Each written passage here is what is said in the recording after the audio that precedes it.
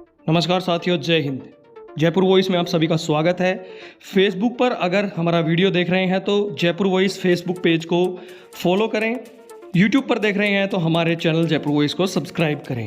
क्षत्रिय राजेंद्र सिंह नरूका, जो कि राजपूत समाज के सामाजिक नेता हैं, और हरियाणा के कैथल में सम्राट मिहिर भोज की प्रतिमा को लेकर जो विवाद चल रहा था और उस विवाद को लेकर जिस तरीके से फिर जो कार्रवाई हुई, राजपूत समाज के हजारों की संख्या में युवा वहां पर प्रदर्शन के लिए पहुंचे थे, जिसको लेकर फिर जो वहां पर कार्रवाई की गई उनके साथ में, और जो ये आंदोलन है उस पूरे आंदोलन को लेकर क्षत्रिय राजेंद्र सिंह नरूका ने अपने जो वक्तव्य हैं, अपनी जो प्रतिक्रिया है, वो सोशल मीडिया पर एक वीडियो अपलोड किया। उसके माध्यम से राजपूत समाज के युवाओं से और सभी लोगों से एक बात कही, और उन्होंने अपने इस वीडियो में कहा कि सबसे बड़ी बात यह है कि आप आंदोलन करने की बजाय जो आपके समाज के यानी कि क्षत्रिय समाज के युवाओं को ये कहा कि अपने समाज के जो नेता हैं, राजनेता, उनको घेरिए, उनका घेराव कीजिए और उनको ये बोलिए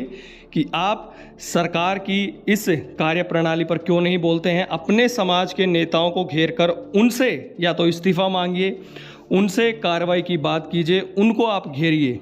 ये उन्होंने एक वीडियो अपलोड किया, उसमें अपना जो वक्तव्य है, जो अपनी प्रतिक्रिया है, वो जाहिर करी है।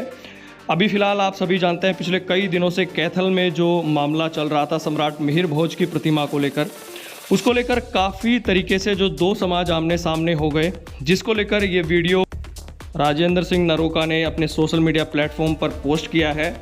और इस पूरे प्रकरण को लेकर जिस तरीके से उन्होंने अपनी बात रखी है, आप देखिए क्या उन्होंने अपने इस वीडियो में बोला है।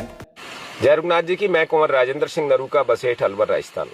कैथल में, हरियाणा में जो कुछ गड़बड़ हो रहा है, और कल हमारे बच्चों को, हमारे लोगों को, 300 लोगों को जो थाने में रोके रखा रात को करीब 11:30-12 बजे तक, उस बारे में मैं निवेदन कर देता हूं कि हरियाणा में जो हमारे भाई संघर्षरत हैं, उन सबसे मेरा हाथ जोड़ के निवेदन है, कैथल में संघर्ष करने से कोई फायदा नहीं है। आप अपने समाज के, पहले भी मैंने कई बार कहा है, लोगों को समझ नहीं बैठ रहा है, हमारे समाज के राजनेताओं के घर जाओ, उनके घर पे जाकर उनका इलाज करो। आप किसका इलाज करने के जा रहे हो? कैथल में कौन आपकी सुनेगा? क्या है आपके पास में?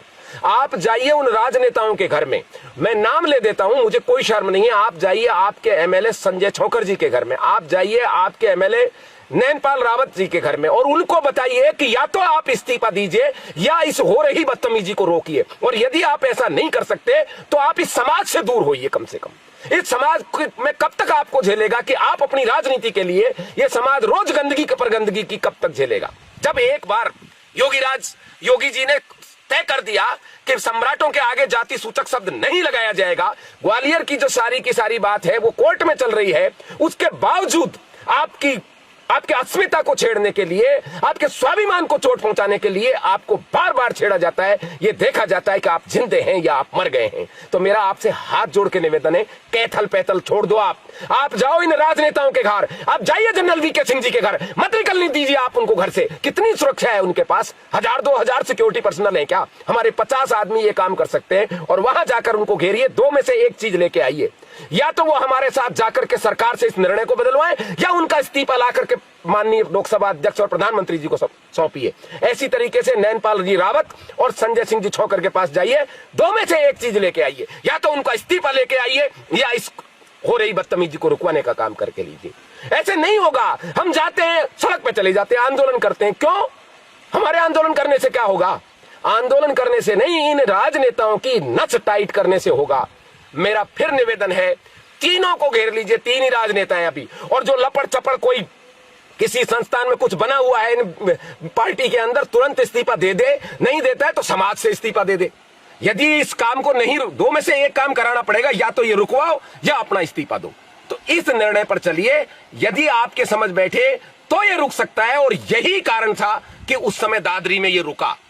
दादरी में सैकड़ों लोग गिरफ्तार नहीं हुए थे, सिर्फ एक दबाव बना था कि या तो योगी जी इस्तीफा दीजिए या योगी जी आप इस कार्रवाई को रोकिए, या तो आप मठ में जाइए या इस कार्रवाई को रोकिए। उन्होंने कार्रवाई रोकना उचित समझा और चुनाव भी धड़ल्ले से जीते। फिर ये हमारे जो राजनेता हैं, इनको क्या डर लग रहा है? क्या ये चुनाव हार जाएंगे?